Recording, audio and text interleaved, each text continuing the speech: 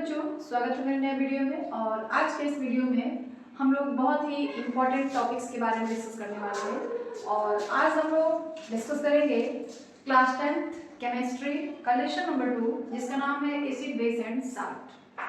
आज हम लोग इस लेसन का वन शॉट वीडियो मतलब वन शॉट हम पढ़ेंगे। एक ही वीडियो में पूरे सिलेबस को हम लोग कंप्लीट करेंगे, इस एसिड बेस साल्ट के पूरे चैप्टर को। और यहाँ पर जो है हम लोग उन्हीं सारे टॉपिक्स को इंक्लूड करेंगे जो कि आपके एग्जाम में अक्सर पूछे जाते हैं, ठीक है। वैसे इसकी पूरी वीडियो जो है हमने अपलोड कर चुका है, आप जरूर देख लीजिएगा उस चीज़ को। लेकिन यहाँ पे हम लोग वो चीज़ डिस्कस करेंगे जो आपके एग्जाम में आने वाले हैं, जो आपके एग्जाम में मोस्ट इम्पॉर्टेंट है, ठीक है। तो सबसे पहले चैप्टर का नाम ही है एसिड बेस एंड साल्ट। तो हम लोग देख लें कि इस चैप्टर में आखिर है क्या क्या चीजें पढ़नी है, ठीक है। तो देखिए इस पूरे चैप्टर में यहाँ से हमने एक भी टॉपिक को मतलब छोड़ा नहीं है, एक भी टॉपिक को लेफ्ट नहीं किया हुआ है, सारे टॉपिक्स को इंक्लूड किया गया है, ठीक है। पहले आपको पढ़ना है acid, types of acid base, types of base salt, फिर properties of acid base salt, dilution of concentrated acid, use of mineral acid, expressing acidity or alkalinity of a solution in terms of pH, measurement of the strength of acidic and basic solution. Next है role of pH in our daily life. Next है formation of salt, families of salts, introduction of normal salt, NaOH, CaOCl2, NaSCO3, Na2CO3, NH2 and CaSO4 half H2। तो ये acid base salt के जितने भी topics हैं उन सबको include किया गया है, एक भी टॉपिक को हमने छोड़ा नहीं है। और आज हम लोग एक एक करके इन सारे टॉपिक्स के बारे में डिस्कस करेंगे। और इसके फुल वीडियो जो है, डिटेल्स में वीडियो जो है वो अपलोड किए जा चुके हैं, आप हमारे चैनल पे देख सकते हैं इसको जाके। तो चलिए स्टार्ट करते हैं एसिड। तो एसिड जो है कई तरह से डिफाइन किया जाता है। अगर टेस्ट के आधार पर बात करी जाए तो acids are those substance which is sour in taste. Acid वो सब्सटेंस होते हैं जो टेस्ट में खट्टे होते हैं, तो वैसे सब्सटेंस को हम लोग एसिड बोलते हैं। जैसे आप अपने डेली लाइफ में देखते हैं ना, संतरा ले लीजिए, आम ले लीजिए, लेमन ले लीजिए, मिल्क ले लीजिए, मिल्क तो नहीं, कर्ड जिसको हम लोग दही कहते हैं, ये सारे एसिड्स हैं। क्यों?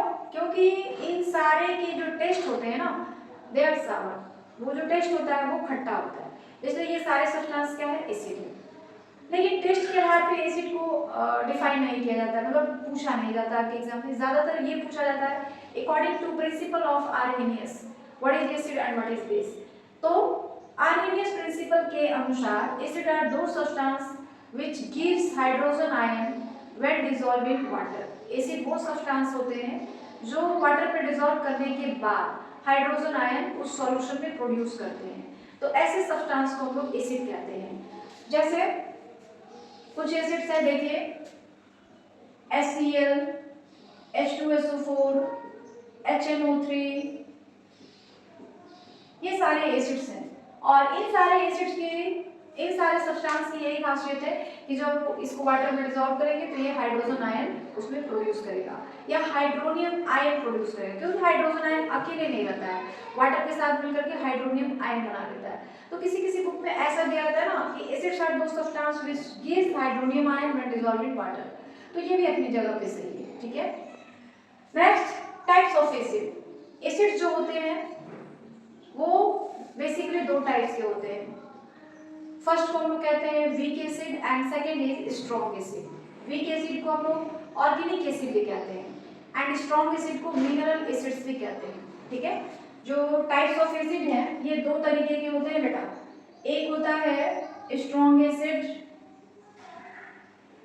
या इसी का एक नाम है मिनरल एसिड्स, जिसमें ये सारे हैं HCl, H2SO4, HNO3, ये सारे मिनरल एसिड्स हैं।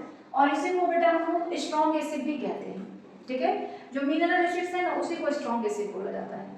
और वीक एसिड जो होते हैं, वीक एसिड या इसको हम कहते हैं ऑर्गेनिक एसिड, ठीक है। इसमें आते हैं generally citric acid, malic acid, lactic acid, acetic acid, ये सारे जो है ना वीक एसिड्स होते हैं।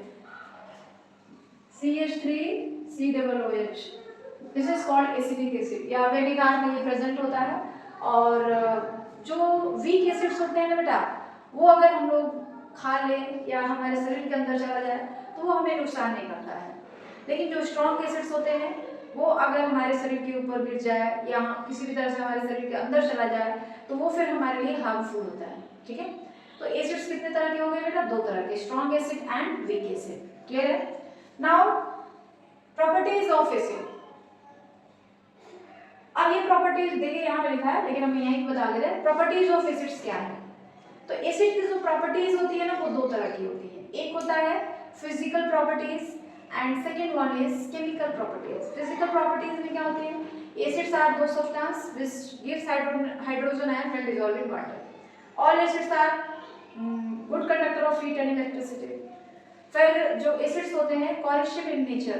कोरेसिव इन नेचर का मतलब ये होता है ना बेटा कि अगर एसिड को हम लोग हमारे शरीर पे पड़ जाए किसी भी तरीके से तो वो छाले बन जाते हैं, मतलब आपका शरीर जो होता है जल जाता है, छाले पड़ जाते हैं। तो इसीलिए कहा जाता है कि acids are corrosive in nature. ठीक है, तो ये तो हो गई प्रॉपर्टीज ऑफ, या कहा जाए फिजिकल प्रॉपर्टीज ऑफ एसिड्स। एक एसिड की और प्रॉपर्टी होती है वो ये कि एसिड्स जो होते हैं ब्लू लिटमस पेपर को रेड में चेंज कर देते हैं। जितने भी एसिड्स होते हैं ना बेटा उनकी खासियत ये होती है कि वो ब्लू लिटमस पेपर को, लिटमस पेपर दो तरह के होते हैं, first is red and second one is blue. तो एसिड्स जो भी होते हैं ब्लू लिटमस पेपर को रेड में चेंज कर देते हैं। ठीक है, एंड इसकी केमिकल प्रॉपर्टीज क्या हो गई भाई? तो इसकी जो केमिकल प्रॉपर्टीज हैं वो क्या है? एसिड्स की प्रॉपर्टीज। पहली केमिकल प्रॉपर्टीज ये होती है बेटा कि जब कोई भी एसिड किसी मेटल से रिएक्ट करता है तो हाइड्रोजन गैस बाहर निकलता है एंड मेटल साल्ट बनता है। फॉर एग्जांपल देख लीजिए, metal plus acid is equal to metal salt plus H2। ये पहली आपकी जो है केमिकल प्रॉपर्टीज है एसिड की। फिजिकल प्रॉपर्टी आपने पढ़ी है, और ये केमिकल प्रॉपर्टी है कि जो एसिड्स होते हैं अगर वो मेटल के साथ रिएक्ट करते हैं तो मेटल साल्ट बनता है एंड वाटर बनता है। ठीक है, फॉर एग्जांपल आप चाहे तो यहाँ पे Zn ले लीजिए, HCl ले लीजिए, बनेगा क्या बेटा? ZnCl2 plus H2। यहाँ H मतलब 2 आपको लगाना पड़ेगा रिएक्शन को बैलेंस करने के लिए। सेकेंड प्रॉपर्टीज इसकी क्या है बेटा कि जो एसिड्स होते हैं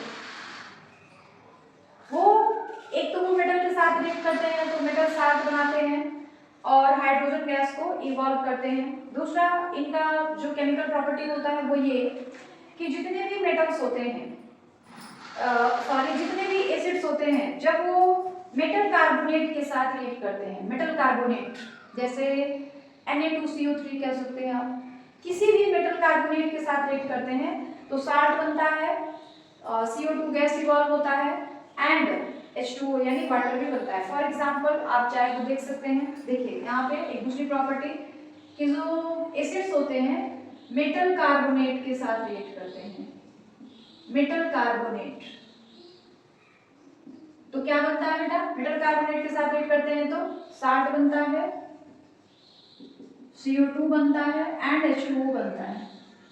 ठीक है, ये इसकी जो है दूसरी केमिकल प्रॉपर्टीज हैं, आप चाहे तो लिख सकते हो। देखो एसिड की जगह हमने ले लिया HCl, मेटल कार्बोनेट की जगह हमने ले लिया Na2CO3, मेटल कार्बोनेट यानी सोडियम कार्बोनेट। ठीक है, बनेगा क्या? तो साल्ट, कोई ना कोई साल्ट बनेगा and salt is NaCl plus CO2 plus H2O। अब आपको ये देखना पड़ेगा कि ये बैलेंस है कि नहीं। अगर बैलेंस नहीं है बेटा तो आपको बैलेंस करना पड़ेगा, संतुलित करना पड़ेगा। तो देखिए बैलेंस है कि नहीं देखते हैं पहले। बैलेंस तो नहीं है, इसलिए यहाँ सोडियम मेटल की संख्या 2 है बट यहाँ सोडियम मेटल की संख्या 1 ही है, तो इसको बैलेंस करने के लिए यहाँ पे हमको 2 लगाना पड़ेगा। ठीक है, और यहाँ पे H की संख्या 1 है, यहाँ पे H की संख्या 2 हो गई, तो यहाँ पे हमको 2 लगाना पड़ेगा। तो यह जो है आपका केमिकल रिएक्शन जो है बैलेंस हो गया। तो यह जो है केमिकल प्रॉपर्टीज ऑफ एसिड्स है। तो इस तरह से केमिकल प्रॉपर्टीज ऑफ एसिड्स कई होते हैं, जैसे मेटल ऑक्साइड के साथ अगर एसिड रिएक्ट करता है, मान लीजिए कोई एसिड रिएक्ट करता है मेटल ऑक्साइड के साथ, मेटल ऑक्साइड, तो क्या बनता है बेटा, मेटल ऑक्साइड के साथ रिएक्ट करता है तो साल्ट एंड वाटर बनता है, साल्ट एंड वाटर बनता है बेटा। एसिड की जगह हमने HCl ले लिया, मेटल ऑक्साइड की जगह हमने कोई भी मेटल ऑक्साइड आप ले सकते हैं, जैसे CuO ले लीजिए, CuO हमने ले लिया, copper oxide CuO is equal to salt CaCl2 plus water H2O। ठीक है बेटा, अब आपको ये देखना है कि यह जो है बैलेंस है या नहीं है। देख लीजिए, तो HCl CuO मेटल ऑक्साइड और यस बैलेंस नहीं है, यहाँ की H2 दिया हुआ है और यहाँ पे H दिया हुआ है, तो उधर संख्या 2 है तो इधर 2 होनी चाहिए, यानी यहाँ पे 2 लगा दीजिए। तो इस तरह से ये जो है केमिकल प्रॉपर्टीज ऑफ एसिड्स हो गया। उसी तरीके से एक केमिकल प्रॉपर्टी और होती है कि जब कोई भी एसिड किसी बेस के साथ रिएक्ट करता है तो साल्ट एंड वाटर बनता है। ठीक है, तो ये थे मतलब आपके जो एसिड्स हैं उनकी प्रॉपर्टीज, उनकी physical properties, chemical properties, acids हैं क्या। उसके बाद यूज ऑफ एसिड्स, एसिड्स के बहुत सारे यूज है बेटा। आपने सुना होगा कि बड़े बड़े कारखाने जो होते हैं उसमें एसिड्स का यूज किया जाता है, कागज की फैक्ट्री में, फिर जो चमड़े वगैरह जहाँ पे डोर वगैरह बनते हैं वहाँ चमड़े की सफाई करने के लिए भी एसिड्स का यूज किया जाता है। तो एसिड्स जो है इसके बहुत सारे यूज हैं हमारे जीवन में। उसके बाद है बेस। बेस क्या है बेटा, तो वैसे तो अगर टेस्ट के आधार पर देखा जाए तो जो बेस होते हैं उनकी जो बेस होते हैं बीटर इन टेस्ट, जितने भी बेस होते हैं वो टेस्ट में कैसे होते हैं बेटा, बीटर, कड़वा होते हैं। And according to Arrhenius principle, Arrhenius के प्रिंसिपल के अनुसार एसिड्स वो सब्सटेंस होते हैं जो हाइड्रो ऑक्साइड आयन प्रोड्यूस करते हैं when dissolve in water. Bases are those substances which produce hydroxide ion when dissolved in water। जब उसको हम लोग वाटर में डिसॉल्व करते हैं तो उसमें से हाइड्रोक्साइड आयन जो होता है बाहर चलता है, तो वैसे सब्सटेंस को हम लोग बेस कहते हैं। जैसे आप ले सकते हैं NaOH, KOH, ये सारे जो है बेस है। आप देख लीजिए इसमें क्या दिख रहा है, OH दिख रहा है, यहाँ भी OH दिख रहा है। तो किसी भी सब्सटेंस में जब OH रहेगा तभी तो उसको वाटर में डालेंगे तो हाइड्रोक्साइड आयन प्रोड्यूस होगा। तो इसीलिए कहा जाता है कि एसिड बेस वो सब्सटेंस होते हैं जिन्हें हम लोग वाटर में डिसॉल्व करते हैं तो क्या बाहर निकलता है, हाइड्रोक्साइड आयन बाहर निकलता है। ठीक है, नाउ टाइप्स ऑफ बेस। जो बेस होते हैं एसिड्स का वो भी 2 टाइप्स के होते हैं, first is weak base and second one is strong base. तो वीक बेस और स्ट्रॉन्ग बेस ये 2 तरह के हो गए। सबसे स्ट्रॉन्ग बेस होता है KOH माना जाता है, उसके बाद सबसे स्ट्रॉन्ग बेस होता है ना NaOH को माना जाता है। और जितने भी बेस होते हैं उनकी pH वैल्यू मोर देन 7 होती है, 7 से अधिक होती है। लेकिन जितने भी एसिड्स होते हैं बेटा उनकी pH वैल्यू लेस देन 7 होती है। जो pH वैल्यू होती है एसिड्स की लेस देन 7 होती है, 7 से कम होती है। उसके बाद जो है प्रॉपर्टीज ऑफ बेस आप कह सकते हैं। हालांकि प्रॉपर्टीज को हमने यहाँ पे लिखा हुआ है लेकिन यही पहले पढ़ लेते हैं कि जो बेस होते हैं उनकी प्रॉपर्टीज क्या होती है। तो जिस तरह से एसिड्स की फिजिकल प्रॉपर्टी और केमिकल प्रॉपर्टी 2 तरह की प्रॉपर्टीज होती है, उसी तरह से जो बेस होते हैं उसकी भी 2 तरह की प्रॉपर्टीज होती है। एक होता है physical property and second one is chemical property. Physical properties में क्या होती है कि acids are bitter in taste, जितने भी एसिड्स होते हैं टेस्ट में कैसे होते हैं, बीटर होते हैं यानी कड़वा होते हैं। दूसरी चीज जितने भी बेस होते हैं वो रेड लिटमस पेपर को ब्लू में चेंज कर देते हैं, और अगर ब्लू ही डाल दिया जाए उसमें, ब्लू लिटमस पेपर डाल दिया जाए तो कोई कलर चेंज नहीं होता है। ठीक है, उसके बाद है कि जितने भी बेस होते हैं वो कोरेसिव इन नेचर होते हैं। बेस होते हैं कोरेसिव इन नेचर, यानी वो भी अगर आपके शरीर पे पड़ जाएंगे तो वो भी क्या होंगे, आपके शरीर पे छाले जैसा बन जाता है, मतलब लगता है जैसे जल गया, उस तरह का हो जाता है। और जितने भी बेस होते हैं वो कोरेसिव होते हैं, गुड कंडक्टर ऑफ इलेक्ट्रिसिटी होते हैं। एंड जो बेस होते हैं ना बेटा वो सॉफ्टी टच, मतलब जिस तरह से साबुन होता है साबुन को अगर आप छुएंगे तो कैसा महसूस होगा, साबुन हाथ से फिसल जाता है, स्लिपरी टच उसको कहते हैं, ठीक है, स्लिपरी टच होता है। जो बेस होते हैं उनका जो टच होता है वो स्लिपरी होता है, मतलब आप उसको छुएंगे तो हाथ से फिसल जाएगा, वैसा टच होता है। जिस तरह साबुन होता है हाथ से छूते हैं तो फिसल जाता है, उसी तरह से जो बेस होते हैं ना उनकी भी एक खासियत होती है कि वो स्लिपरी टच होते हैं। जब उसको हम हाथ से छूते हैं तो वो क्या होते हैं, हाथ से फिसल जाते हैं, ठीक है। तो ये तो थे फिजिकल प्रॉपर्टीज ऑफ बेस। अब हमको ये पढ़ना है कि जिस तरह से एसिड्स के इतने सारे केमिकल प्रॉपर्टीज बताए गए हैं, क्या बेस के भी उतने तरह के मतलब केमिकल प्रॉपर्टीज होती हैं? यस। तो जो बेस होते हैं उसके भी कुछ केमिकल प्रॉपर्टीज होती हैं। जैसे बेस जो होता है जब किसी एसिड्स के साथ रिएक्ट करता है तो साल्ट एंड वाटर बनता है, जिसको हम लोग न्यूट्रलाइजेशन रिएक्शन बोलते हैं। दूसरी चीज ये होती है कि जो बेस होते हैं वो गुड कंडक्टर ऑफ इलेक्ट्रिसिटी होते हैं। तीसरी बात, जो बेस होते हैं वो जो होते हैं क्या कहते हैं, रेड लिटमस पेपर को ब्लू में चेंज कर देते हैं। तो जिस तरह से एसिड की केमिकल प्रॉपर्टीज आप लिख रहे हैं उस तरह से बेस की केमिकल प्रॉपर्टीज उतनी ज्यादा नहीं पाई जाती हैं। एसिड्स की तो आपने देखिए कई सारी केमिकल प्रॉपर्टीज लिख रखे हैं, लेकिन उस तरह से बेस की जो होती है ना वो केमिकल प्रॉपर्टीज नहीं पाई जाती हैं, ठीक है बेटा। बेस की बस एक ही होता है कि वो जब किसी साल्ट बेस जो होता है किसी एसिड से रिएक्ट करता है तो साल्ट एंड वाटर बनता है, बस। दूसरी चीज ये रेड लिटमस पेपर को ब्लू कर देता है, ठीक है। तो ये केमिकल प्रॉपर्टीज थी बेस की। उसके बाद जो बेस होते हैं वो क्या होता है, क्योंकि क्या हमारे जीवन में यूज है बेस का? तो अभी तो हमने पढ़ा कि जो बेस है अगर वो न रहे तो साल्ट का फॉर्मेशन नहीं होगा, क्योंकि जब एक एसिड और एक बेस आपस में रिएक्ट करते हैं तभी जाके साल्ट का फॉर्मेशन होता है। तो आप ये कह सकते हैं कि जो बेसिस होते हैं उनका यूज हम लोग कहाँ करते हैं, साल्ट को बनाने में, साल्ट के फॉर्मेशन में। ये फिर आप एक चाहे तो और भी यूज बता सकते हैं कि जो बेस होते हैं वो लेबोरेटरी में, जो साइंस लैब होता है वहां पे लैब रिएजेंट के तौर पे यूज किए जाते हैं, मतलब नए नए सब्सटेंस को, नए नए कंपाउंड्स को बनाने के लिए भी इसका उपयोग किया जाता है, ठीक है। तो ये जो थे यूज थे बेसिस के। अब आपको पढ़ना है साल्ट। साल्ट क्या होते हैं? तो साल्ट जो होता है एक आयोनिक कंपाउंड होता है जो दो अपोजिट आयनों से मिलकर के बना होता है, ठीक है। साल्ट क्या होता है? साल्ट एक आयोनिक कंपाउंड होता है जो दो अपोजिट आयन से मिलकर के बना होता है, क्लियर है। तो साल्ट एक और भी तरीका है साल्ट बनाने का। जैसे मान लीजिए साल्ट को हमने लिया NaCl, ये एक साल्ट है, ठीक है।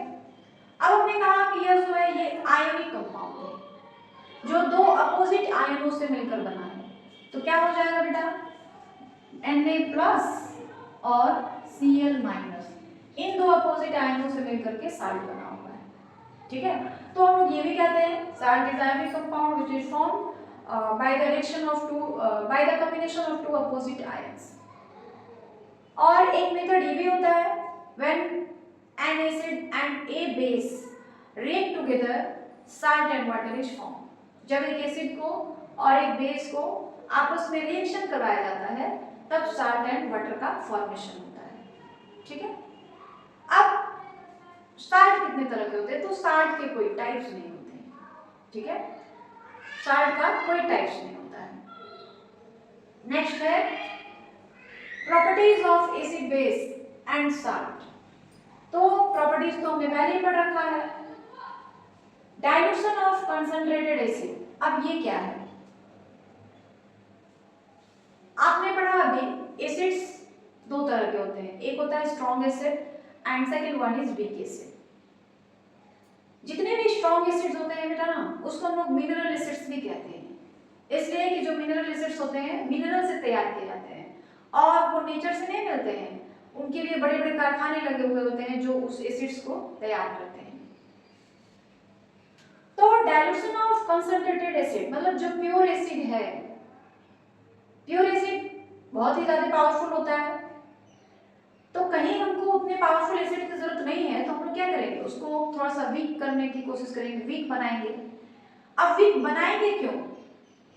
किसी नए सब्सटेंस को बनाने के लिए। कैसे बनाएंगे उसको? By adding water.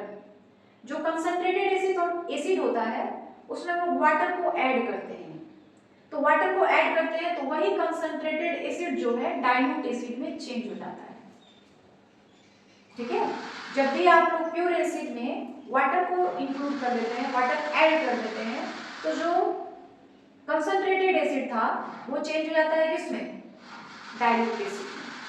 और डाइल्यूट एसिड का बहुत ज्यादा यूज होता है साइंस लैब में। कंसंट्रेटेड एसिड का उतना ज्यादा यूज नहीं है, लेकिन डाइल्यूट एसिड का बहुत ज्यादा यूज है। कहीं भी कोई रिएक्शन करवाना हो, किसी नए सब्सटेंस का, केमिकल सब्सटेंस का फॉर्मेशन करना हो, तो वहां पे जनरली हम लोग डाइल्यूट एसिड का ही यूज करते हैं, कंसंट्रेटेड एसिड का यूज नहीं करते हैं। तो इसीलिए एसिड का डाइल्यूट बना होना भी जरूरी है, और नहीं होता है तो कंसंट्रेटेड एसिड को ही डाइल्यूट बनाया जाता है बाय एडिंग सम वाटर, उसमें वाटर को ऐड करके। उसके बाद जब हम लोग किसी एसिड में वाटर ऐड करते हैं उसको डाइल्यूट बनाने के लिए, तो वाटर और एसिड के बीच रिएक्शन होता है, और यह रिएक्शन जो होता है एक्सोथर्मिक रिएक्शन होता है। एक्सोथर्मिक रिएक्शन का मतलब इसमें से हीट जो होता है बाहर निकलता है, हीट इवॉल्व होता है, बाहर निकलता है। एक्सोथर्मिक रिएक्शन आपने पढ़ा होगा, exothermic reaction is that reaction in which heat is evolve, heat बाहर निकलता है। And endothermic reaction is that reaction in which heat is absorb, उसमें जो होता है हीट को क्या कहता है? एब्जॉर्ब किया जाता है। तो डाइल्यूशन ऑफ एसिड ये कैसा रिएक्शन होता है? एक्सोथर्मिक। और डाइल्यूशन ऑफ एसिड किया कैसे जाता है? क्या आपको एसिड में वाटर ऐड करना है, वाटर डालना है, वाटर मिलाना है, तो आप क्या करेंगे? कैसे मिलाएंगे? कोई तरीका? ऐसा तो नहीं करें आप, बहुत सारे सोच रहे होंगे भाई लोग कि वाटर ऐड ही ना करना है, तो एक बाल्टी हम लोग एसिड ले लेंगे, एक बाल्टी हम लोग वाटर ले लेंगे, दोनों को आपस में मिक्स कर देंगे एक बड़े से भगोने में रख के, यही सोच रहे होंगे। लेकिन बेटा ये टोटली रॉन्ग मेथड है। मेथड तो बिल्कुल सही है, लेकिन इसके बहुत सारे हार्मफुल इफेक्ट हैं। इसलिए ना कि जब हम लोग वाटर को एसिड में ऐड करते हैं तो वहां पे एक्सोथर्मिक रिएक्शन होता है, हीट बाहर निकलता है। एक ही बार आप बहुत ज्यादा एसिड और बहुत ज्यादा वाटर को एक साथ मिक्स कर देंगे तो उसमें से इतना ज्यादा हीट बाहर निकलेगा, इतना ज्यादा हीट इवॉल्व होगा कि आपका जो बर्तन है ना वो इतना ज्यादा हीट हो जाएगा कि हीट होकर के फट जाएगा, और फटने के बाद उसमें से जो एसिड्स होंगे बाहर आएंगे, आपके शरीर पे आएंगे, आप भी जल सकते हैं। इसलिए जब भी किसी एसिड को डाइल्यूट करना हो, डाइल्यूट बनाना हो, तो उसके लिए हम लोग क्या करते हैं, एक बीकर में या एक टेस्ट ट्यूब में हम लोग वाटर ले लेते हैं पहले, उसमें ड्रॉप से ड्रॉप वाइज बूंद बूंद करके एसिड डालते हैं, ताकि जो रिएक्शन हो रहा है, एक्सोथर्मिक रिएक्शन हो रहा है, जो हीट इवॉल्व हो रहा है, वो एक साथ बहुत ज्यादा हीट ना इवॉल्व हो, और हमारा बर्तन भी सुरक्षित रहे और हमारा शरीर भी सुरक्षित रहे। इसलिए जब भी किसी कंसंट्रेटेड एसिड को डाइल्यूट बनाइएगा तो उसके लिए आप प्रॉपर मेथड का यूज करिएगा कि आप बीकर में या किसी बर्तन में एसिड वाटर ले लीजिएगा और बूंद बूंद करके उसमें एसिड डालिएगा, ताकि एक ही साथ ज्यादा हीट क्रिएट ना हो और आप भी सेफ रहें। क्लियर है? उसके बाद है concentration of hydrogen ion by the dilution of acid. मतलब जब किसी एसिड को हम लोग डाइल्यूट बनाते हैं तो उसमें जो हाइड्रोजन आयन होता है उस पर क्या असर पड़ता है, एसिड का जो स्ट्रेंथ होता है वो कैसा होने लगता है। जाहिर सी बात है कि जब किसी एसिड में हम लोग वाटर डिसॉल्व करते हैं, वाटर डालते हैं, तो स्ट्रेंथ ऑफ एसिड जो होता है डिक्रीज होने लगता है और हाइड्रोजन आयन भी डिक्रीज होने लगता है, क्योंकि स्ट्रॉन्ग एसिड वो है जिसमें ज्यादा हाइड्रोजन आयन प्रोड्यूस होता है, वीक एसिड वो है जिसमें कम हाइड्रोजन आयन प्रोड्यूस होता है। ठीक है ना? आगे बात समझ में क्लियर है? चलिए अगला टॉपिक है यूज ऑफ मिनरल एसिड्स। तो पहले तो हम लोग ये जान लेते हैं कि मिनरल एसिड्स हैं क्या। हमने अभी बताया HCl H2SO4 HNO3, HCl मतलब hydrochloric acid, sulphuric acid, HNO3, ये तीनों जो है मिनरल एसिड्स हैं, क्योंकि इनको मिनरल से तैयार किया जाता है और ये स्ट्रॉन्ग एसिड जनरली स्ट्रॉन्ग होते हैं। इनका यूज क्या है? बहुत सारे यूज है बेटा एसिड्स के। पहला तो ये कि ये लैब रिएजेंट में यूज होते हैं ये, और लैब रिएजेंट में बहुत ज़्यादा नए नए कंपाउंड को बनाने में इसका यूज़ किया जाता है। फिर कागज की जो फैक्ट्रीज होती हैं वहाँ पे इसका यूज़ किया जाता है। फिर जो ग्लास की फैक्ट्रीज होती है वहाँ पे यूज़ किया जाता है। फिर जो चमड़े की फैक्ट्रीज होती है वहाँ पे इसका यूज़ किया जाता है। टेक्सटाइल की जो फैक्ट्रीज होती है वहाँ पे इसका यूज़ होता है। ठीक है, तो जो भी मिनरल्स एसिड्स हैं उनका यूज़ बहुत ज़्यादा है और यूज़ के आधार पर जो H2SO4 है उसको किंग ऑफ एसिड्स बोला जाता है। जितने भी एसिड्स हैं उसका किंग बोला जाता है। क्यों? क्योंकि उसका यूज, ये 3 एसिड्स है ना मिनरल एसिड्स HCl, H2SO4 और HNO3, उसमें सबसे ज्यादा यूज H2SO4 का होता है, सबसे ज्यादा, इसीलिए उसको किंग ऑफ एसिड्स बोला जाता है। ठीक है ना? ओके, आगे expressing acidity alkalinity of A solution in terms of pH. कोई भी एसिड्स होता है या कोई भी बेस होता है उसके स्ट्रेंथ को हम लोग पीएच वैल्यू के आधार पर डिसाइड करते हैं, बताते हैं। जिस एसिड का पीएच वैल्यू जितना कम होगा वो इतना स्ट्रॉन्ग एसिड होगा और जिस एसिड का पीएच वैल्यू जितना ज्यादा होगा वो उतना वीक एसिड्स होगा। जैसे फॉर एग्जांपल यहाँ पे हम नाम नहीं बता रहे हैं, लेकिन X एंड Y दो आपको एसिड्स दिए गए, ठीक है। X की जो पीएच वैल्यू है वो 1 है और Y की जो पीएच वैल्यू है ये 5 है। अब बेटा आप ये बताओ कि X एंड Y दो एसिड्स हैं, दोनों की पीएच वैल्यू आपको दिख रही है, इसमें स्ट्रॉन्ग एसिड कौन है और वीक एसिड्स कौन है? तो जिसकी पीएच वैल्यू कम होगी दैट इज स्ट्रॉन्ग एसिड। तो स्ट्रॉन्ग एसिड कौन हो गया बेटा? X is strong acid. क्यों? क्योंकि इसकी जो पीएच वैल्यू है वो कम है और Y जो है वो वीक एसिड होगा क्योंकि इसकी पीएच वैल्यू जो है ज्यादा है। और जितने भी एसिड्स होते हैं आपको पता है कि उनकी जो पीएच वैल्यू होती है मोर देन 7 नहीं हो सकती है, लेस देन 7 होती है।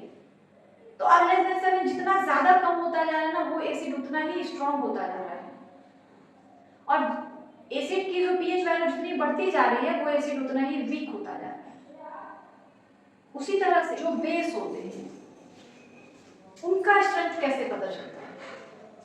तो जिस तरह से एसिड की पीएच वैल्यू बढ़ती है तो उसका स्ट्रेंथ बढ़ता है, वो और स्ट्रॉन्ग होता जाता है। उसी तरीके से जो बेस होते हैं, बेस जितना स्ट्रॉन्ग होता है उसकी पीएच वैल्यू उतनी ही अधिक होती है और बेस जितना वीक होता है उसकी पीएच वैल्यू उतनी ही कम होती है। फॉर एग्जांपल मान लीजिए हमारे पास A एंड B दो बेस हैं, ठीक है। एक की पीएच वैल्यू 8 है, बेस है, तो पीएच वैल्यू मतलब 7 से अधिक ही होगी, 7 से लेस हो नहीं सकती। एक की पीएच वैल्यू 8 है और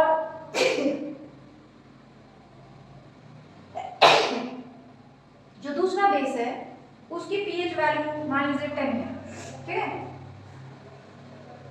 तो इन दोनों में स्ट्रॉन्ग बेस कौन होगा? जिसकी पीएच वैल्यू ज्यादा है। एसिड में क्या हो रहा था कि जिसकी पीएच वैल्यू कम है that is the strong acid, but base में क्या होगा? जिसकी पीएच वैल्यू ज्यादा है that is the strong base. तो ये जो है स्ट्रॉन्ग बेस है, ये पीएच वैल्यू दी गई है। आई बात समझ में? तो जो पीएच वैल्यू होता है उसके आधार पे आप डिसाइड कर सकते हैं कि जो भी एसिड या जो भी बेस आपको दिया गया है वो कितना स्ट्रॉन्ग है और कितना वीक है, ठीक है। अब पीएच वैल्यू जो होता है एग्जैक्टली हम लोग निकालते कैसे हैं? तो पीएच वैल्यू फाइंड आउट करने का दो मेथड है। पहला by using universal indicator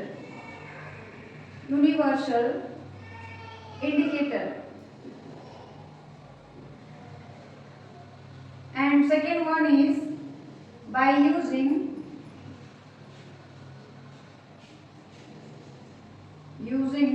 pH meter।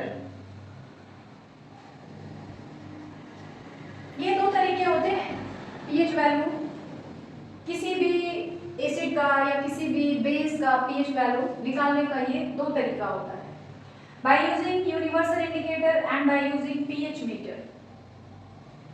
ठीक है, देखिए हमने यहाँ पे इंडिकेटर की चर्चा नहीं की थी, मैं लास्ट में बता दूंगी कि इंडिकेटर क्या है। ठीक है, पहले हम लाइन बाय लाइन इसको क्लियर करते हैं।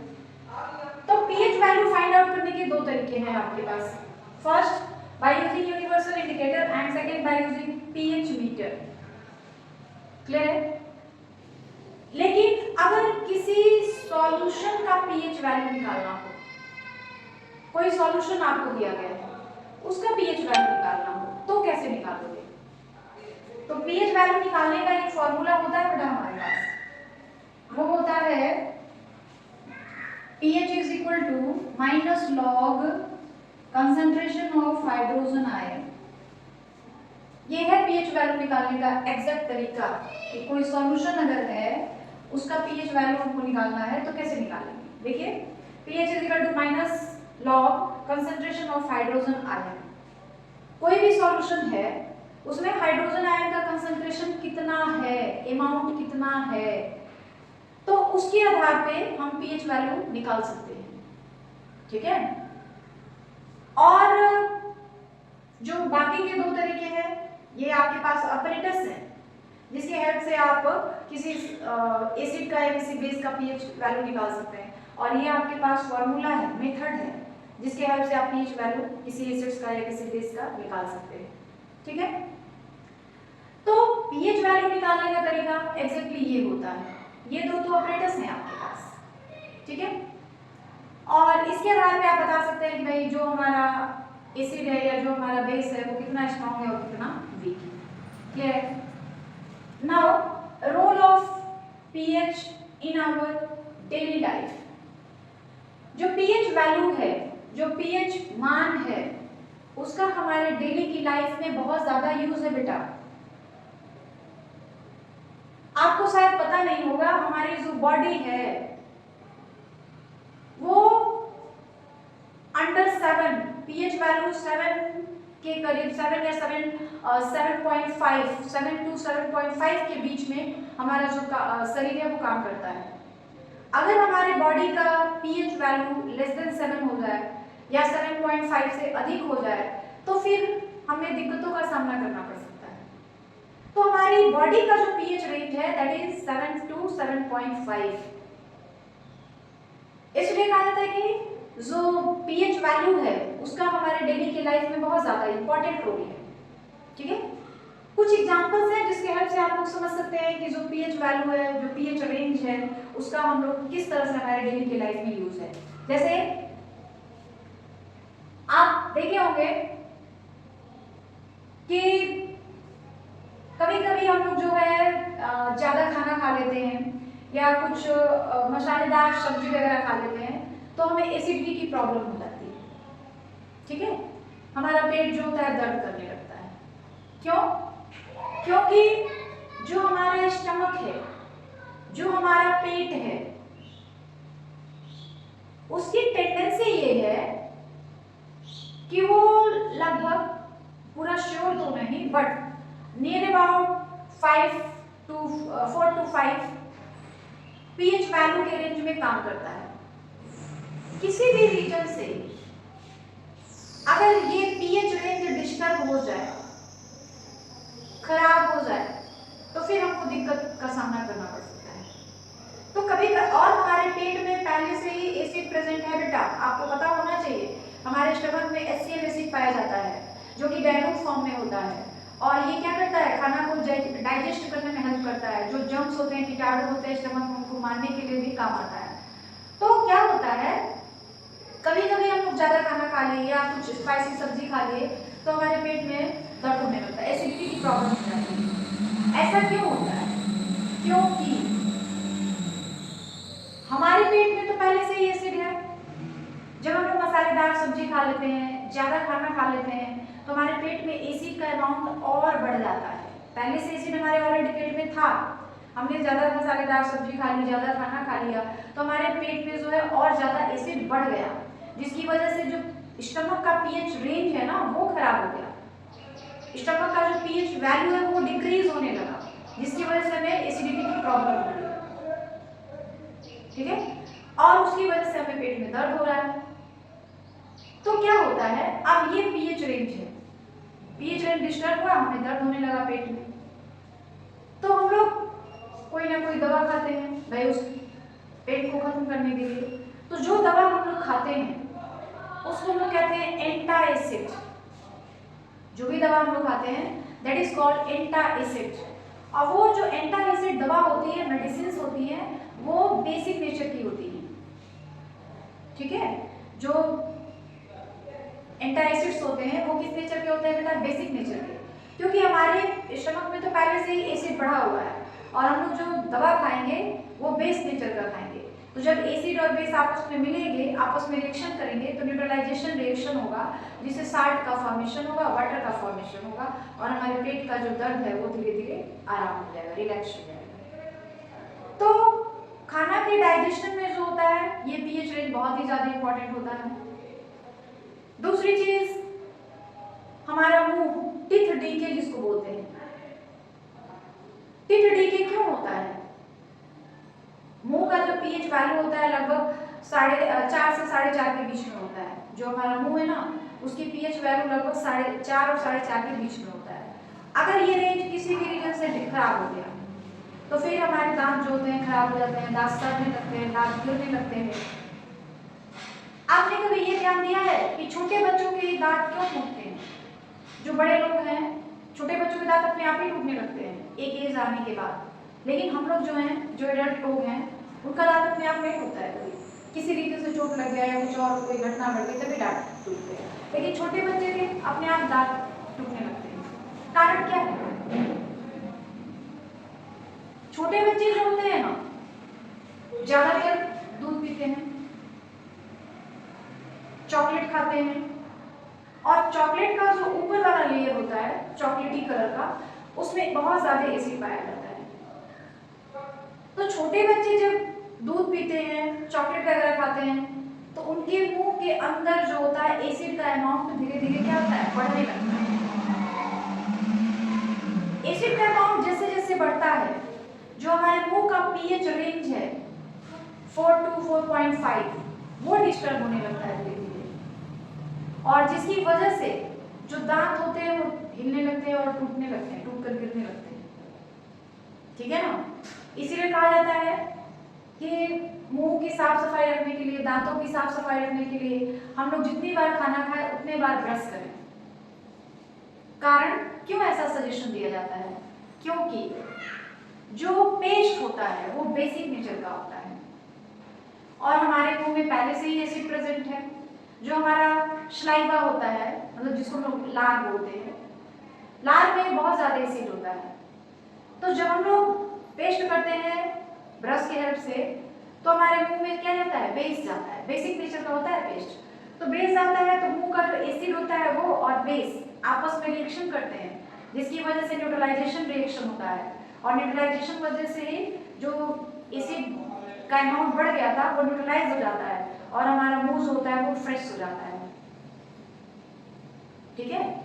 और हमारे मुंह का पीएच वैल्यू जो होता है वो बरकरार रहता है, हमारे दांत सुरक्षित रहते हैं। इसलिए कहा जाता है ना कि जो पीएच रेंज है, पीएच वैल्यू है, उसका हमारी डेली की जिंदगी में बहुत ज्यादा यूज है। हम लोग कैक्टस का प्लांट आप देखते होंगे, कैक्टस के प्लांट में ना एसिड पाया जाता है। जब आप किसी जो कांटे होते हैं, कांटों में भी एसिड पाया जाता है। जब किसी फूल को आप तोड़ने जाते हैं तो कांटा चुभ जाता है, तो वो क्या करता है? प्लांट की सुरक्षा करता है, ठीक है। उसी तरीके से जो प्लांट्स होते हैं उनका भी ग्रोथ जो होता है वो एक फिक्स पीएच रेंज के अकॉर्डिंग ही होता है। मिट्टी जो होती है इसकी पीएच वैल्यू लगभग 4.5 से 5 के बीच होती है, और मिट्टी की पीएच वैल्यू इसी रेंज के बीच रहे तो आपकी जो प्लांट्स होंगे उस मिट्टी में सही तरीके से ग्रो करेंगे। लेकिन अगर किसी भी रीजन से ये पीएच वैल्यू डिस्टर्ब हो गया तो जो उसमें प्लांट आप लगाएंगे वो अच्छे से ग्रो नहीं कर पाएंगे। तो प्लांट की ग्रोथ में भी पीएच रेंज का बहुत ही ज्यादा इंपॉर्टेंट रोल होता है, ठीक है। मधुमक्खियां आपने देखा होगा, मधुमक्खियां भी जब हमको डंक मारती है ना तो वो क्या करती है? हमारे शरीर में एसिड छोड़ देती है। मधुमक्खियों के शरीर में फॉर्मिक एसिड पाया जाता है। जब उनको काटते हैं ना तो वो क्या करती है, हमारे शरीर में इंजेक्ट कर देती है फॉर्मिक एसिड, जिसकी वजह से यहाँ की जो पीएच वैल्यू होती है डिक्रीज होने लगती है और यहाँ फॉर्मिक एसिड का अमाउंट बढ़ जाता है और हमें पेन होने लगता है, दर्द होने लगता है। तो इस तरीके से बहुत सारे एग्जांपल्स हैं जिससे आप ये प्रूफ कर सकते हैं कि पीएच वैल्यू हमारे लिए कितना इंपॉर्टेंट है, हमारी डेली की लाइफ में कितना जरूरी है पीएच रेंज। ठीक है, कभी कभी आपने देखा होगा कि जो खेतों में फार्मर्स होते हैं कभी कभी चूने का छिड़काव करते हैं, क्योंकि उनकी जो मिट्टी है ना उसका पीएच रेंज डिस्टर्ब हो गया, मिट्टी जो होती है एसिडिक हो जाती है, जिसकी वजह से उसमें चूने का छिड़काव किया जाता है। और ये जो चूना होता है, कैल्शियम हाइड्रोक्साइड जो होता है, ये बेसिक नेचर का होता है। जितने भी मेटल के ऑक्साइड होते हैं वो सारे बेसिक नेचर के होते हैं, और जितने भी नॉन मेटल के ऑक्साइड्स होते हैं वो सारे एसिडिक नेचर के होते हैं। याद रखिएगा, जितने भी मेटल ऑक्साइड होते हैं, metal oxide are basic and second one is non-metal oxide are acidic। जो नॉन मेटल के ऑक्साइड होते हैं बेटा वो कैसे होते हैं, एसिडिक होते हैं, और जो मेटल के ऑक्साइड्स होते हैं वो बेसिक होते हैं। तो इसीलिए कभी कभी आपने देखा होगा कि जो किसान होते हैं, फार्मर्स होते हैं, अपने खेतों में चूने का छिड़काव करते हैं। तो पीएच रेंज जो होता है ना, पीएच वैल्यू जो होती है हमारे डेली की लाइफ में बहुत ज्यादा यूज है। पीएच की वजह से बहुत सारे प्लांट्स एंड एनिमल्स अपनी सुरक्षा करते हैं। ठीक है, उसके बाद है formation of salt. Formation of salt, जब एक एसिड और एक बेस आपस में रिएक्ट करते हैं तो साल्ट एंड वाटर का फॉर्मेशन होता है, और इसी रिएक्शन को कहा जाता है न्यूट्रलाइजेशन रिएक्शन। ठीक है, देख लीजिए, formation of salt, acid plus base is equal to salt and water. जब भी किसी एसिड को और किसी बेस को आपस में मिलाया जाता है तो साल्ट एंड वाटर बनते हैं, और इस रिएक्शन का ही नाम है न्यूट्रलाइजेशन रिएक्शन। यानी जो साल्ट का फॉर्मेशन होता है वो किस रिएक्शन के थ्रू होता है, न्यूट्रलाइजेशन रिएक्शन के थ्रू होता है। ठीक है, और जो कहाँ गया, एसिड एंड बेस जब आपस में रिएक्ट करते हैं तो साल्ट एंड वाटर बनता है। तो जो चीजें एसिड से हमको मिलती हैं उसको हम लोग कहते हैं एसिड रेडिकल, और जो चीजें बेस से हमको मिलती है that is called basic radicals. For example, मान लीजिए हमको NaOH साल्ट है ना, तो NaCl बनाना है। ठीक है, तो NaCl बनेगा कैसे, HCl प्लस एक बेस NaOH, दोनों मिलेंगे तो बनेगा NaCl एंड वाटर। तो एसिड से हमको क्या मिला है, Cl, और बेस से हमको क्या मिला है, Na। Na पर प्लस होता है, Cl पे माइनस होता है। तो इसमें जो एसिड से मिला है Cl माइनस, इसको हम लोग कहेंगे कि यह जो है एसिड रेडिकल, और जो बेस से मिला है दैट इज Na प्लस, उसको कहेंगे कि वो बेसिक रेडिकल्स। आएगा समझ में। मान लीजिए हमको क्या बनाना है बेटा, NaCl बनाना है। NaCl क्या है, एक साल्ट है। ठीक है, तो हमने किन किन दो चीजों को मिक्स किया, HCl को और NaOH। ठीक है, तो बना क्या, NaCl प्लस H2। अब ये Cl कहाँ से मिलेगा, तो HCl से मिलेगा, जो कि Cl माइनस के फॉर्म में मिलेगा, और Na कहाँ से मिलेगा, तो Na प्लस के रूप में मिलेगा। तो Na प्लस और Cl माइनस दोनों मिलेंगे तो क्या बन जाएगा, NaCl। ठीक है, जो कि एक साल्ट है। Cl माइनस जो है इसको हम लोग कहेंगे एसिड रेडिकल, Na प्लस जो है इसको हम लोग कहेंगे बेसिक रेडिकल्स। जो चीज एसिड से मिलता है उसको एसिड रेडिकल, और जो चीज बेस से मिलता है उसको बेसिक रेडिकल। ठीक है, तो इस तरह से न्यूट्रलाइजेशन रिएक्शन के थ्रू एक साल्ट का फॉर्मेशन होता है। ठीक है, उसके बाद है फैमिली ऑफ साल्ट। अब ये फैमिली ऑफ साल्ट क्या क्या होते हैं, तो अभी हमने आपको बताया कि जो साल्ट है वो एक एसिड और एक बेस, को मिलाने से ही बनता है। और जब एक एसिड और एक बेस मिलते हैं तो कौन सा रिएक्शन होता है बेटा? न्यूट्रलाइजेशन रिएक्शन होता है। तो फैमिली ऑफ साल्ट जो होता है ना, वो किस आधार पर डिसाइड किया जाता है कि जो बेस है वो किस एसिड से रिएक्ट कर रहा है। जिस एसिड से रिएक्ट करेगा उसी फैमिली का साल्ट बनेगा। कोई भी बेस जब किसी एसिड से रिएक्शन करेगा तभी तो साल्ट बनेगा। तो अब ये देखना है कि जो बेस है वो किस एसिड से रिएक्शन कर रहा है। तो जिस एसिड से रिएक्शन करेगा उसी फैमिली का साल्ट बनेगा। जैसे अभी हमने लिया chloride family, Cl family, chloride family. अब ये क्लोराइड फैमिली क्या है कि जब कोई बेस HCl से रिएक्ट करेगा, आ रही बात समझ में? जब भी कोई बेस HCl से रिएक्ट करेगा तो जो साल्ट बनेगा that is called chloride family salt. ध्यान देना बेटा, क्लोराइड फैमिली साल्ट क्या है? तो जब भी कोई बेस HCl से रिएक्ट करता है तो जो साल्ट बनता है that is called chloride family salt. जैसे बहुत सारे साल्ट हैं, ऐसे देखेंगे तो आप NaCl, NaCl, KCl, NH4Cl, CaCl, NH4Cl, CaCl2, ये सारे क्लोराइड फैमिली के साल्ट है बेटा। सब में Cl दिख रहा है ना आपको? यानी ये सारे साल्ट किस फैमिली के हैं? क्लोराइड फैमिली के साल्ट हैं। और जब कोई बेस HCl से यानी हाइड्रोक्लोरिक एसिड से रिएक्ट करता है तब क्लोराइड फैमिली के साल्ट जो होते हैं वो बनते हैं। तो पहला हो गया क्लोराइड फैमिली साल्ट। दूसरा जो होता है बेटा sulphate, SO4 family. SO4 family क्या होता है कि जब भी कोई बेस H2SO4 से रिएक्शन करता है, जब एक एसिड और एक बेस रिएक्शन करेंगे तभी तो साल्ट बनेगा। तो जब भी कोई बेस H2SO4 के साथ रिएक्शन करता है यानी सल्फ्यूरिक एसिड के साथ रिएक्शन करता है और वहां पे जो साल्ट बनता है that is called sulphate salt. For example देखिए सल्फेट साल्ट के Na2SO4,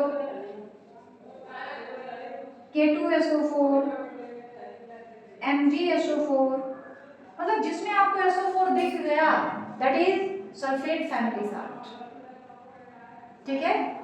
तीसरा होता है nitrate family salt, NO3।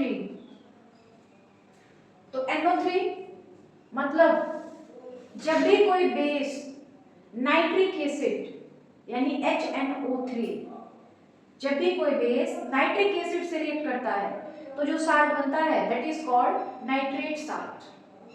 Clear? उसके बाद आता है कार्बोनेट साल्ट। कार्बोनेट साल्ट देखिए क्या होता है। अब नाइट्रेट साल्ट में क्या क्या हो जाते हैं बेटा? देखिए NaNO3, KNO3,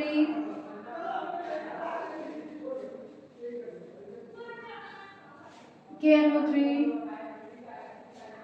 इस तरह से, मतलब जिसके लास्ट में आपको NO3 दिख जाए। यहाँ पे A नहीं बेटा, NO3 है। सोडियम नाइट्रेट, पोटेशियम नाइट्रेट, फिर कैल्शियम नाइट्रेट, मैग्नीशियम नाइट्रेट, जिसमें भी नाइट्रेट है वो सारे किस फैमिली के साथ है? नाइट्रेट फैमिली के साथ है। उसके बाद आता है एक carbonate family salt, CO3, Na2CO3, K2CO3, CaCO3, ये सारे जो है कार्बोनेट फैमिली के साल्ट हैं। मतलब ये किस एसिड के साथ रिएक्ट करेगा बेस तो बनेगा, इसको हम कहते हैं कार्बोनिक एसिड। कार्बोनिक एसिड का मतलब हो गया H2CO3। जब भी कोई बेस कार्बोनिक एसिड यानी H2CO3 के साथ रिएक्शन करता है तो जो साल्ट बनता है that is called carbonate salt. तो ये चार फैमिलीज होती हैं साल्ट की। पहला chloride family, sulphate family, nitrate family और कार्बोनेट फैमिली, या आप ऐसे भी कह सकते हैं chloride salt, sulphate salt, nitrate salt and carbonate salt. तो ये किस पर डिपेंड करता है? जिस एसिड से वो बेस बना हुआ है, सॉरी जिस एसिड से वो साल्ट जो है बना हुआ है, क्योंकि जब भी साल्ट का फॉर्मेशन होगा एक एसिड और एक बेस क्रिएट करेंगे तो एसिड फिक्स हो जाता है कि यही एसिड होना चाहिए, बेस चाहे जो भी हो लेकिन एसिड फिक्स हो जाता है। अगर क्लोराइड फैमिली का साल्ट है तो HCl फिक्स है, कोई भी बेस HCl से ही रिएक्शन करेगा तो क्लोराइड फैमिली के साल्ट मिलेंगे। सल्फेट फैमिली का साल्ट, तो कोई भी बेस सल्फ्यूरिक एसिड के साथ रिएक्शन करेगा तो सल्फेट फैमिली के साल्ट मिलेंगे। तो वहां पे बेस फिक्स नहीं है लेकिन एसिड फिक्स हो गया कि सल्फ्यूरिक एसिड ही होना चाहिए अगर आपको सल्फेट फैमिली का साल्ट बनाना है तो। नाइट्रेट फैमिली का साल्ट, तो कोई भी बेस जब HNO3 यानी नाइट्रिक एसिड से रिएक्ट करता है तब जो है आपका नाइट्रेट साल्ट मिलता है, और कोई भी बेस जब कार्बोनिक एसिड यानी H2CO3 से रिएक्ट करता है तो फिर हमको कार्बोनेट साल्ट मिलते हैं। ठीक है, ये बात समझ आ गई। उसके बाद है introduction of normal salt NaOH, CaOCl2, NaSCO3, Na2CO3, 10H2O, CaSO4, बहुत सारे हैं यहाँ पे। इसमें बेटा सबका डिटेल वीडियो हमने पहले से अपलोड किया हुआ है, आप मेरे चैनल पे जाकर उसको देख सकते हैं आसानी से। लेकिन मैं आपको ये बता दूं कि इसमें सबसे ज्यादा इंपॉर्टेंट कौन है। आप जब भी एग्जाम देने जाइए उस चीज को जरूर पढ़ के जाइए।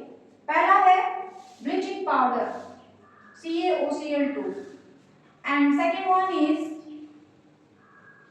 Plaster of Paris and third one is baking powder या सोडियम बाइकार्बोनेट। ये तीन जो है बेटा बहुत ज्यादा इंपॉर्टेंट और सबसे इंपॉर्टेंट प्लास्टर ऑफ पेरिस, सबसे इंपॉर्टेंट, सबसे ज्यादा इंपॉर्टेंट है plaster of Paris and then bleaching powder and then sodium bicarbonate. तो पहले हम लोग सबसे ज्यादा इंपॉर्टेंट जो है ना बेटा उसके बारे में डिस्कस करेंगे। मैंने तो पहले बता दिया कि सारे के जो डिटेल्स वीडियो है वो हमने पहले से ही अपलोड किया हुआ है, ठीक है, आप वहां से देख सकते हो, हेल्प ले सकते हो। लेकिन यहाँ पे हम लोग वन शॉट वीडियो देख रहे हैं तो उसमें जो सबसे ज्यादा इंपॉर्टेंट है वो हम लोग पढ़ेंगे। और हमारे हिसाब से बेटा देखो क्वेश्चन सेटर तो मैं भी नहीं हूँ, लेकिन अब इतने साल का तजुर्बा है तो मैं ये कह सकती हूँ कि इसमें सबसे ज्यादा इंपॉर्टेंट जो है plaster of Paris and bleaching powder है। तो जो सबसे ज्यादा इंपॉर्टेंट है प्लास्टर ऑफ पेरिस, उसके बारे में हम डिस्कस करेंगे। तो प्लास्टर ऑफ पेरिस का जो फॉर्मूला होता है ना बेटा CaSO4.12H2O। जो प्लास्टर ऑफ पेरिस का फॉर्मूला होता है वो क्या होता है बेटा CaSO4.12H2O। तो ये होता है प्लास्टर ऑफ पेरिस। ये बनता कैसे है बेटा? Formation of plaster of Paris क्या होता है? तो जब जिप्सम को, जिप्सम का फॉर्मूला होता है CaSO4.2H2O। जब हम लोग जिप्सम को 100 डिग्री सेल्सियस टेम्परेचर पे गर्म करते हैं, हीट करते हैं, तब जाके उसमें के कुछ वाटर मॉलिक्यूल्स होते हैं वो रिमूव हो जाते हैं और प्लास्टर ऑफ पेरिस का जो होता है फॉर्मेशन हो जाता है। ठीक है, तो ये एक लाइन का तो है, एकदम जरूर से जरूर इसको याद करके जाइएगा कि जब हम लोग जिप्सम को 100 डिग्री सेल्सियस पे हीट करते हैं, 100 डिग्री सेल्सियस पे गर्म करते हैं, तब जो है प्लास्टर ऑफ पेरिस का फॉर्मेशन होता है। और उसमें से होता क्या है कि जो जिप्सम होता है ना उसका फॉर्मूला होता है CaSO4.2H2O। इसको हमने 100 डिग्री सेल्सियस पे हीट कर दिया, 100 डिग्री सेल्सियस पे हीट कर दिया तो प्लास्टर ऑफ पेरिस का फॉर्मेशन हो जाता है। इसमें से ना कुछ वाटर मॉलिक्यूल, सॉरी यहाँ पे 2H2O होगा, कुछ वाटर मॉलिक्यूल्स होते हैं ना वो रिमूव हो जाते हैं, बाहर निकल जाते हैं, तो हमारा जो होता है प्लास्टर ऑफ पेरिस बनता है। ठीक है, उसके बाद है इसकी कुछ प्रॉपर्टीज। तो जो प्लास्टर ऑफ पेरिस होता है ना बेटा ये सफेद रंग का पाउडर होता है, आपने देखा भी होगा। ये अलग बात है कि आप जानते नहीं कि भाई यही प्लास्टर ऑफ पेरिस है, लेकिन देखा सभी ने, किसी का हाथ टूट जाता है, किसी का पैर टूट जाता है, तो जो प्लास्टर किए जाते हैं, जो बोन्स होते हैं उसको अपनी जगह पे फिक्स करने के लिए, तो वही होता है प्लास्टर ऑफ पेरिस। आएगा समझ में? तो देखा तो सभी ने है, लेकिन ये बात अलग है कि कोई जानता नहीं है, आप लोग जानते नहीं कि यही प्लास्टर ऑफ पेरिस है। ठीक है, तो प्लास्टर ऑफ पेरिस का फॉर्मेशन कैसे होता है बेटा कि जब हम लोग जिप्सम को 100 डिग्री सेल्सियस पे हीट करते हैं तो कुछ वाटर मॉलिक्यूल्स होते हैं जाते हैं और प्लास्टर ऑफ पेरिस का फॉर्मेशन हो जाता है। उसके बाद इसकी प्रॉपर्टीज क्या है, तो यह जो होता है व्हाइट रंग का पाउडर होता है। दूसरी प्रॉपर्टी ये होती है कि ये वाटर से रिएक्ट करता है तो हार्ड मास बना लेता है, मतलब जब ये वाटर से रिएक्ट करता है ना और कुछ देर के लिए इसको छोड़ देते हैं तो ये बिल्कुल हार्ड हो जाता है, ठीक है। उसके बाद केमिकल प्रॉपर्टी, तो ये जल्दी किसी से रिएक्शन करता नहीं, इसकी केमिकल प्रॉपर्टीज उतनी होती नहीं, ठीक है। उसके बाद इसका यूज इसके बहुत सारे हैं, बहुत ज्यादा यूज है। वो ये पहला यूज तो हमने कहा कि जो बोन्स होते हैं उसको अपनी जगह पे सेट करने के लिए, टॉयज खिलौने बनाने के लिए, स्टैचू मूर्तियां बनाने के लिए, जो वाल होते हैं दीवारें होती हैं उसको साफ करने के लिए, क्लीन करने के लिए, जो छत होते हैं सीलिंग होते हैं उसको साफ करने के लिए, फिर जो वाटरप्रूफ कंटेनर्स होते हैं उसको बनाने में, मतलब वाटरप्रूफ कंटेनर्स का मतलब ऐसे सामान उसमें रखने हैं जिसमें कि एयर ना जा सके, वाटर ना जा सके, तो वाटरप्रूफ कंटेनर्स बनाने के लिए भी इस प्लास्टर ऑफ पेरिस का यूज किया जाता है, ठीक है। तो ये इसके यूज हो गए। और एक सवाल इसमें ये पूछा जाता है कि क्यों जब हम लोग प्लास्टर ऑफ पेरिस बनाते हैं तो उसमें जो टेम्परेचर होता है वो 100 डिग्री सेल्सियस से ज्यादा नहीं होना चाहिए। ये सवाल अक्सर पूछा जाता है। तो रीजन ये है कि जब भी हम लोग प्लास्टर ऑफ पेरिस का फॉर्मेशन करते हैं तो उसमें टेम्परेचर को हमेशा ध्यान में रखा जाता है कि वो 100 से ज्यादा ना होने पाए, इसलिए कि अगर टेम्परेचर 100 से ज्यादा हो गया तो जिप्सम में जितने भी वाटर मॉलिक्यूल्स होंगे वो सभी रिमूव हो जाएंगे, सारे के सारे वाटर जो होंगे बाहर निकल जाएंगे। उसके बाद जो बनेगा उसको हम लोग डेड प्लास्टर ऑफ पेरिस बोलते हैं, डेड प्लास्टर ऑफ पेरिस, जो कि ज्यादा यूज में नहीं आता है, ठीक है। इसीलिए कहा जाता है कि जब भी हम लोग प्लास्टर ऑफ पेरिस बनाएं जो टेम्परेचर है 100 डिग्री सेल्सियस वो फिक्स रखा जाए, उससे ज्यादा टेम्परेचर ना हो, नहीं तो ये फिर जो प्लास्टर ऑफ पेरिस बनेगा वो क्या हो जाएगा, डेड हो जाएगा। और यह जो है ना बेटा, यह भी जो है एक तरह का साल्ट है, जो प्लास्टर ऑफ पेरिस है यह भी जो है एक तरह का साल्ट है। उसके बाद आता है बेटा हम लोग दूसरा जो इम्पोर्टेंट है वो पढ़ेंगे, और दूसरा इम्पोर्टेंट है हमारे पास, पहला तो हमने बता दिया आपको प्लास्टर ऑफ पेरिस, दूसरा हमने आपको बताया था ब्लीचिंग पाउडर। तो अब हम लोग डिस्कस करेंगे ब्लीचिंग पाउडर के बारे में, ठीक है। आइए ब्लीचिंग पाउडर क्या है।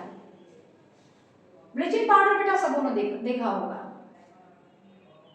व्हाइट कलर का येलोविश पाउडर होता है और इसका जो केमिकल फार्मूला होता है बेटा वो है, देख लीजिए, CaOCl2। ब्लीचिंग पाउडर का जो फार्मूला होता है वो होता है CaOCl2। और इसकी बनाने के जो तरीके होते हैं, जब तो CaOCl2 जो होता है ब्लीचिंग पाउडर का फार्मूला होता है, और ये जो होता है सफेद रंग का एक पाउडर होता है, इसका यूज होता है ज्यादातर हम लोग कीटाणुनाशक के रूप में, जर्म्स को कीटाणुओं को मारने के लिए किया जाता है। और ये बेटा बनता कैसे है, जो ब्लीचिंग पाउडर होता है ये बनता कैसे है, तो जब कैल्शियम हाइड्रोक्साइड मतलब CaOH का होल ट्वाइस कैल्शियम हाइड्रोक्साइड को हम लोग क्लोरीन के साथ Cl2 के साथ रिएक्शन करवाते हैं तो ब्लीचिंग पाउडर बनता है और साथ में वाटर भी बनता है, CaOCl2 + H2O, ये है ब्लीचिंग पाउडर। तो ब्लीचिंग पाउडर क्या हो गया, बना कैसे। ब्लीचिंग पाउडर का तो केमिकल फार्मूला हमने पहले ही आपको बता दिया कि यह जो होता है CaOCl2 होता है, इसका फार्मूला बनता कैसे है, तो जब कैल्शियम हाइड्रोक्साइड को क्लोरीन के साथ रिएक्शन करवाया जाता है तब जो है ब्लीचिंग पाउडर बनता है, ठीक है। उसके बाद है इसकी प्रॉपर्टीज क्या होती हैं, तो प्रॉपर्टीज यही है कि पहला जो होता है यह व्हाइट कलर का पाउडर होता है, क्रिस्टलाइन सॉलिड भी आप कह सकते हो, बिल्कुल पाउडर तो नहीं, क्रिस्टलाइन सॉलिड होता है। फिर अगर इसको हम लोग हीट कर दें, मतलब ब्लीचिंग पाउडर को अगर हम हीट कर दें, गर्म कर दें, तो कैल्शियम कार्बोनेट बनता है और क्लोरीन गैस जो होता है वो क्या होता है, बाहर निकल जाता है।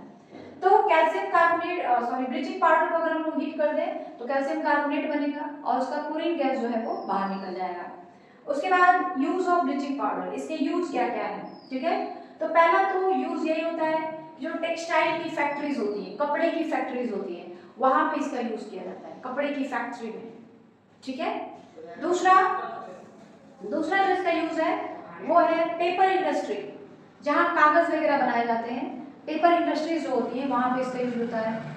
तीसरा जो कपड़े धोने के लिए इसका यूज होता है, जिसको लोग लॉन्ड्री बोलते हैं, वहां पे भी इसका यूज किया जाता है, कपड़े की साफ सफाई करने में। फिर कपड़े के बनाने में भी इसका यूज होता है। उसके बाद है कि इसका जो यूज होता है वो आपने देखा होगा कीटाणुनाशक के रूप में भी, जर्म्स को मारने के लिए भी इसका यूज किया जाता है। कभी कभी इसको खेतों में छिड़काव भी किया जाता है, ठीक है ना। तो ये सारे जो होते हैं ब्लीचिंग पाउडर के यूज हो गए, ठीक है। और एक टॉपिक जो हमने यहाँ पे डिस्कस नहीं किया हुआ था, वो छूट गया है, मैंने भूल से इसको छोड़ दिया है। वो टॉपिक है हमारा इंडिकेटर। यहाँ पे मैं लिख दूं 15 नंबर, इंडिकेटर। ये टॉपिक हमने डिस्कस किया है, ठीक है। तो वो मैं लास्ट में आपको बता दे रही हूँ। और ये बाकी सारे आपको पढ़ने हैं, लेकिन हमने पहले आपको बताया कि सबसे ज्यादा जो है मोर इंपॉर्टेंट है plaster of Paris and second one is bleaching powder. तो इन दोनों के बारे में हमने डिस्कस कर दिया। अब हम पढ़ेंगे कि इंडिकेटर, ये टॉपिक छुड़ा हुआ था। इंडिकेटर क्या है? Indicator is a substance which identify the given substance is acid and base, acid और base by changing its colour. Indicator क्या होते हैं? एक ऐसे सब्सटेंस होते हैं जो हमें एसिड और बेस की पहचान करवाते हैं कलर को चेंज कर। जैसे हमने कहा ना litmus paper, litmus paper generally दो तरीके के होते हैं, एक होता है रेड और एक होता है ब्लू। तो ये एक इंडिकेटर हो गया। क्यों? क्योंकि अगर आपका सब्सटेंस एसिड है तो ब्लू लिटमस पेपर रेड हो जाएगा, और अगर आपका सब्सटेंस बेस है तो रेड लिटमस पेपर ब्लू हो जाएगा। तो ये इंडिकेटर हुआ ना, आपको पहचान करा रहा है ना कि ये एसिड है और ये बेस है। तो पीएच लिटमस पेपर जो है इंडिकेटर हो गया। इंडिकेटर जनरली दो तरीके के होते हैं, एक होता है natural indicator and second one is artificial. Natural indicator में ओनियन आता है, टर्मरिक आता है, फिर रेड कैबेज के जो पत्ते होते हैं, लीफ होते हैं, वो आता है। ये सारे नेचुरल इंडिकेटर्स हैं जो कि नेचर से मिलते हैं। बहुत सारे प्लांट्स हैं जिसके जो रस निकलते हैं, जूस निकलते हैं, वो इंडिकेटर का काम करते हैं। तो इंडिकेटर जनरली दो तरह के हो गए, एक हो गया नेचुरल इंडिकेटर, एक हो गया आर्टिफिशियल। उसके बाद एक और भी इंडिकेटर होता है जिसको हम लोग कहते हैं यूनिवर्सल इंडिकेटर। अब यूनिवर्सल इंडिकेटर क्या होता है? तो ये it is mixture of two or more than two indicators. जो यूनिवर्सल इंडिकेटर होता है वो क्या होता है बेटा? It is mixture of two or more than two indicators, ठीक है। और यूनिवर्सल इंडिकेटर में अक्सर आता है पीएच पेपर, और हमने बताया था आपको pH paper and pH scale. ये दो जो होते हैं यूनिवर्सल इंडिकेटर, स्केल नहीं, pH paper is universal indicator, ठीक है। तो ये इंडिकेटर है। एक और होता है जो होता है ओलिफैक्टरी इंडिकेटर। ओलिफैक्टरी इंडिकेटर क्या होता है? देखिए इंडिकेटर क्या है, कैसे आपको एसिड और बेस की पहचान करवा रहा है? Bye changing its colour, colour को चेंज करके। जैसे हमने कहा लिटमस पेपर है, ब्लू है, अगर बेस में डालोगे तो कलर जो होगा चेंज नहीं होगा, लेकिन एसिड में डालोगे तो वो रेड हो जाएगा। तो कलर तो चेंज हुआ, लेकिन कुछ इंडिकेटर्स ऐसे होते हैं जहां पे कलर नहीं चेंज होता है, स्मेल चेंज होता है, उसका जो स्मेल होता है वो चेंज होता है। तो उसको हम लोग ओलिफैक्टरी इंडिकेटर कहते हैं, ठीक है। जैसे ओनियन, प्याज। ओनियन एक ऐसा इंडिकेटर है कि जब इसको हम लोग एसिड में डालेंगे तो ओनियन वाली जो स्मेल होती है, अगर आप घर में ओनियन काट के रखते तो पूरा आपका घर स्मेल करेगा। आप दूर से ही जान जाएंगे कि आपके कमरे में जो है प्याज काट के रखा हुआ है। अगर आप प्याज खा के आते हैं तो आपका मुंह जो है वो स्मेल करेगा, और आपका मुंह जो है वो बता देगा कि आप अभी प्याज खा के आ रहे हैं, ठीक है। तो स्मेल रहती है प्याज की। तो ओनियन जो है यह भी एक इंडिकेटर है, और इसको हम कहते हैं ओलिफैक्टरी इंडिकेटर, क्योंकि ओनियन अगर आप एसिड में डालेंगे तो ओनियन वाली स्मेल बनी रहेगी, लेकिन वही अगर ओनियन को आप बेस में डाल देंगे तो जो ओनियन वाली स्मेल है ना वो पूरी तरीके से डिस्ट्रॉय हो जाएगी, खत्म हो जाएगी। तो आप समझ जाएंगे कि यह बेस है। दो सब्सटेंस है, एक एसिड है और एक बेस है, दोनों में एक एक प्याज का टुकड़ा डाल दीजिए। तो जो एसिड है उसमें ओनियन की स्मेल आएगी, लेकिन जो बेस है उसमें से ओनियन वाली स्मेल नहीं आएगी। तो आप बता सकते हैं कि जिसमें स्मेल आ रहा है वो एसिड है, जिसमें नहीं आ रहा वो बेस है। तो ऐसे इंडिकेटर को हम लोग कहते हैं ओलिफैक्टरी इंडिकेटर, जो स्मेल चेंज करता है, कलर नहीं। आई बात समझ में? तो इस तरीके से हमारा जो दूसरा लेसन है class 10 CBSE board and that is acid base and salt, वो यहाँ पे कंप्लीट हो गया। और लगभग हमने जितने भी इंपॉर्टेंट टॉपिक्स थे सबको यहाँ पे डिस्कस किया है, ठीक है। तो आज के वीडियो में बस इतना ही। अब बाकी हम लोग कल के वीडियो में जानेंगे। और वीडियो के लास्ट में मैं यही कहूँगी कि जितना ज़्यादा हो सके मेरे वीडियो को लाइक करें, शेयर करें, चैनल को सब्सक्राइब कर लें, ताकि जो भी वीडियो यहाँ से अपलोड किए जाए उसका नोटिफिकेशन आपको समय से मिल जाएगा।